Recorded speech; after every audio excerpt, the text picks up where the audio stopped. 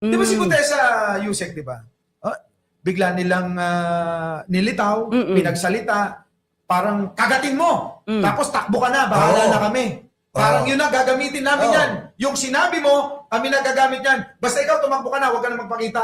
Parang ganun lang. Parang ganun yung lumalabas kasi ang pinakahuling pang interview kay Mike Defensor, sinabi niya, alam niya yung whereabouts nung Gutesa eh. Oh, di ba? Nasa mga kabaro niya daw. So in other words, bumaligtad na raw, Yuse. Oo. Diba? Yung sa rally ng sinabi niya, Gutesa, naiintindihan ka namin, bumaligtad ka na. oh, di ba? May video daw na bumaligtad na si Gutesa.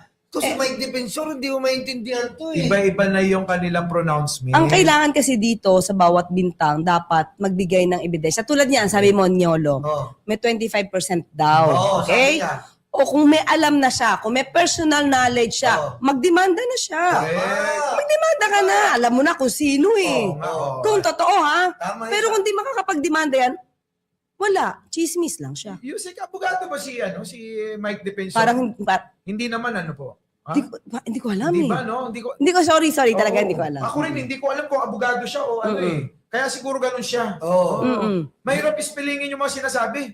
Minsan ganito, minsan ganyan, minsan ganun. Siguro ito yung strategy. Alam mo yung strategy na gagawa ng issue, palakihin, tapos walang ebidensya, pag-uusapan. So, Ika-capture ngayon, gagrab ng mga baba yung sa ano nila, sa baba nila, para kumalat. So pag nag-spread ngayon to, yung mga tao na inosente, maaaring maniwala. Tapos pag hinanapan ng ebidensya, ibang issue ulit. Tama. Diba? Ibang issue ulit. Papatayin na nila to, ibang issue. Yan.